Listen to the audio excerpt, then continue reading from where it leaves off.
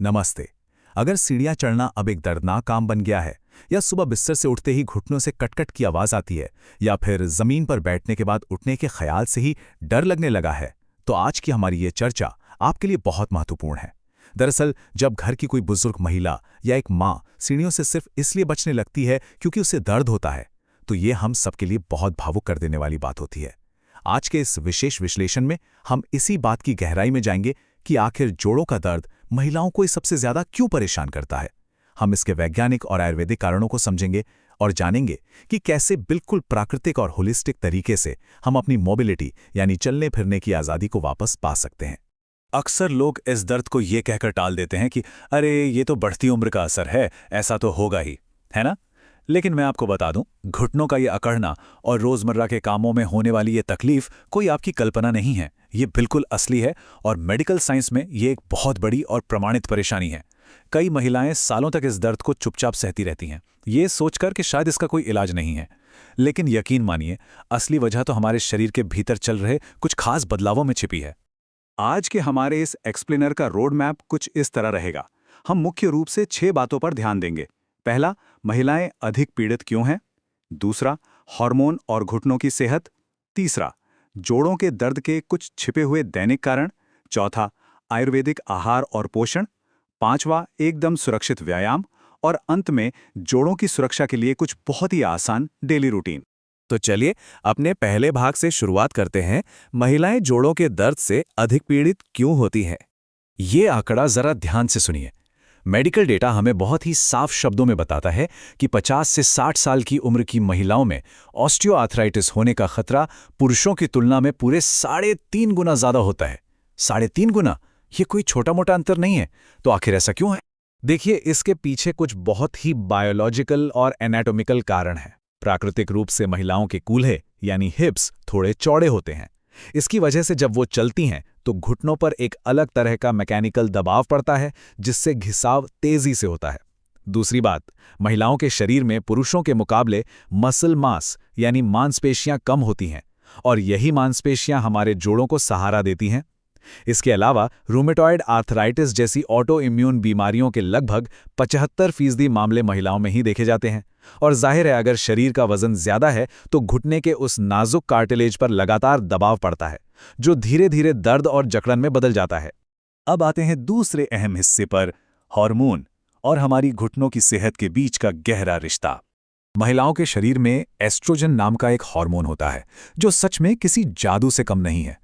Menopause से पहले जब एस्ट्रोजन का स्तर काफी अच्छा होता है, तो ये जोड़ों में किसी भी तरह की सूजन को रोकता है और उन्हें चिकना यानी ल्यूब्रिकेटेड रखता है।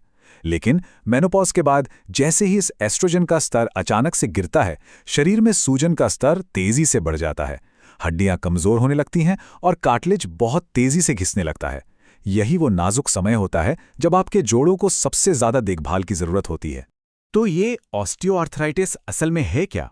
अगर हम आयुर्वेद की भाषा में बात करें तो इसे संधिवात कहा जाता है। हमारे जोड़ों के बीच एक गद्दी या कुशन होता है जिसे कार्टिलेज कहते हैं। जब ये घिसने लगता है तो हड्डियां आपस में टकराती हैं। आयुर्वेद मानता है कि जब शरीर में वात दोष का असंतुलन होता है तो जोड़ों में सूखापन आ जाता है। और जैसा कि हमने अभी देखा, ईस्ट्रोजन की कमी इस वात दोष को और भड़का देती है। इसीलिए सीढ़ियां चढ़ते या मुड़ते समय वो तेज दर्द महसूस होता है। हमारा तीसरा भाग उन छिपी हुई दैनिक आदतों के बारे में है जो रोजमर्रा के जीवन में हमारे जोड़ों को नुकसान पहुंचा रही हैं। हमारे भारतीय घरों की जीवन शैली ही कुछ ऐसी है। रसोई में बिना रुके घंटों तक खड़े रहना, जमीन पर लंबे समय तक पालथी मारकर यानी क्रॉस लेग्ड बैठना, या घर के अंदर सख्त फर्श पर गलत चप्पल पहनकर चलना, ये बहुत ही आम आदतें हैं, है ना। लेकिन यही आदतें धीरे धीरे हमारे जोड़ों का घिसाव बढ़ाती हैं। सर्दियों के सूखे और ठंडे मौसम में ब्लड सर्कुलेशन कम होने से वात और बढ़ जाता है।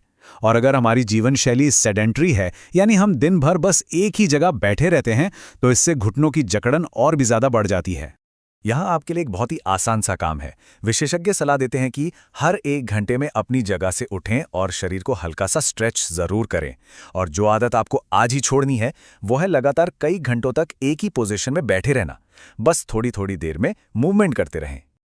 चलिए अब चौथे भाग की तरफ बढ़ते हैं, जो कि बहुत ही दिलचस्प है, आयुर्वेदिक आहार और पोषण।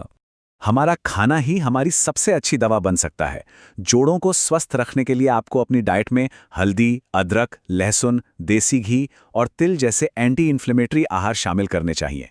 गर्म और पका हुआ भोजन शरीर में वात दोष को शांत करने में बहुत मदद करता है, लेकिन ध्यान रहे, बहुत अधिक ठंडा या कच्चा खाना, अत्यधिक नमक और पैकेट बंद मीठी चीज़ों से आपको पूरी तरह बचना चाहिए। कुछ लोगों में टमाटर और आलू, जिन्हें नाइट शेड्स कहते हैं, वो भी दर्द और सूजन बढ़ा सकते हैं।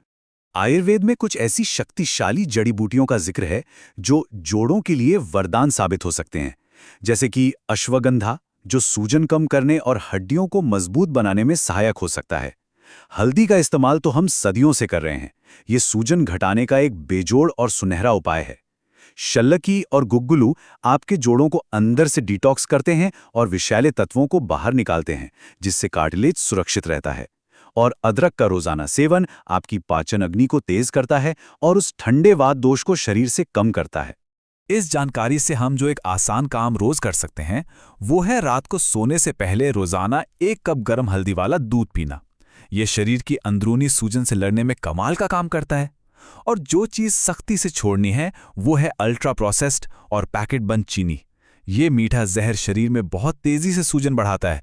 इसे अपनी डाइट से बाहर निकाल दें। भाग 5, सुरक्षित और जोड़ों के अनुकूल व्यायाम। जब जोड़ों में दर्द होता है तो सबसे पहला ख्याल आता है कि अरे, अब तो कसरत बिल्कुल नहीं करनी। लेकिन ये सच नहीं है।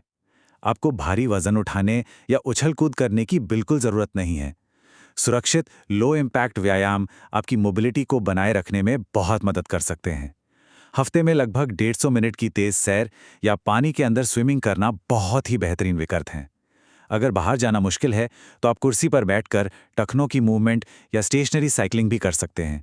इससे घुटनों के आसपास की मांसपेशियां मजबूत होंगी, जो आपके कार्टिलेज का बचाव करेंगी। योग को भी अपनी जिंदगी का हिस्सा बनाया जा सकता है। कुछ बहुत ही सुरक्षित और जेंटल योगासन हैं जो जोड़ों को लचीला बनाए रखते हैं, जैसे मार्जरी आसन या कैट काउ पोज, जो आपके रीढ़ और जोड़ों की गतिशीलता में सुधार करता है। बालासन शरीर को एक बहुत ही आरामदायक और सुरक्षित स्ट्रेच देता है। इसके अलावा वीरभद्रासन और त्रिकोणासन पैरों की मांसपेशियों को मजबूत करते हैं। मजबूत मांसपेशियां मतलब आपके घुटनों पर पड़ने वाला दबाव कम।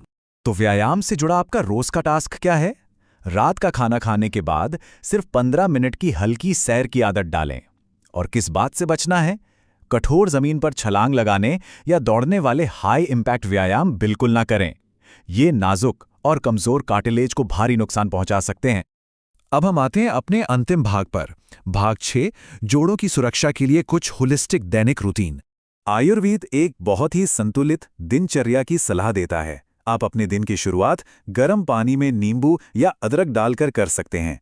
उसके बाद जोड़ों पर गुनगुने तिल के तेल से हल्की मालिश यानी अभ्यंग करें। ये जोड़ों में नमी बनाए रखने के लिए बहुत शानदार है। दिन का भोजन हमेशा पका हुआ, गर्म और समय पर खाएं। रात का खाना हल्का रखें और हो सके तो सूर्यास्त से पहले खा लें। और एक जादुई टिप, रात को सोते समय पैरों के तल्लुओं पर हल्का गर्म तिल का तेल जरूर लगाएं। यह शरीर को गहराई से आराम देता है।